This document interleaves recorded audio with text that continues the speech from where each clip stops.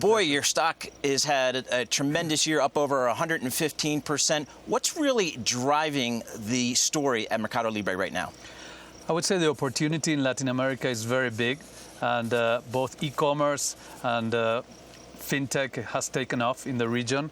50% of our population does not have access to financial services. E-commerce is less than 5% of retail, but all of the basic pieces are now in place and working well. So the experience of buying something online and getting it delivered for free is working very well. The Net Promoter Scores are high, so people are really embracing our platform much more. Interesting. You just had a very big capital raise, $1.9 billion, including $750 million from PayPal. Yes. Tell us about the capital raise and the use of proceeds and what the PayPal investment means for you. Well, we've had a long-term relationship with PayPal for many years. They used to be part of eBay, who used to own 20% of our company. So we've known the team for many, many years. We do similar things in different parts of the world, mostly. So we thought it made a lot of sense to enhance each other's strengths. And this investment is a good way to do that. We are doing best practice sharing, and we are looking at ways where we can integrate our platforms to benefit our users. And the capital raise is geared towards continuing to drive all the financial services that we digitally want to provide to users in Latin America: QR payments, credits, prepaid cards. Right.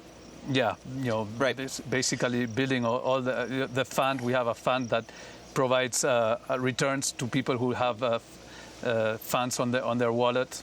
So in Latin America, e-commerce as a percentage of total retail sales is 4 or 5% below what it is in the U.S. and Western Europe, pretty significantly. How do you drive that? How do you drive to close that gap? Yeah, well, that is growing very fast. There are two areas that are key to driving e-commerce. One is digital payments and financing. So that is going back to why we were raising money, is to drive digital payments and also grow our financing business that is growing very rapidly in Latin America. And the other one is shipping, quick, safe, and free shipping.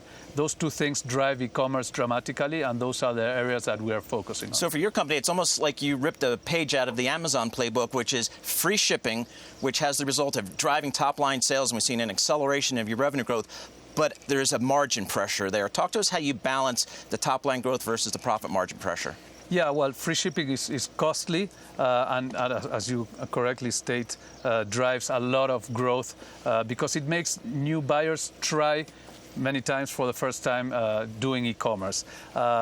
We believe the opportunity in Latin America is enormous. We want to focus at this stage in growing our business, not so much in driving margins. Having said that, we've been a public company since 2007, and we've been profitable almost every year.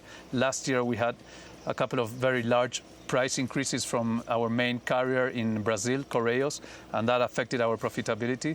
But obviously, we want to balance growth with having a sustainable business. Talk to us a little about logistics, that last mile. Logistics is difficult for everybody. Getting that package to the door, consumers want it almost as soon as they push the button. Yeah. Talk to us about logistics, the investments you're making there, and some of the challenges you might be facing.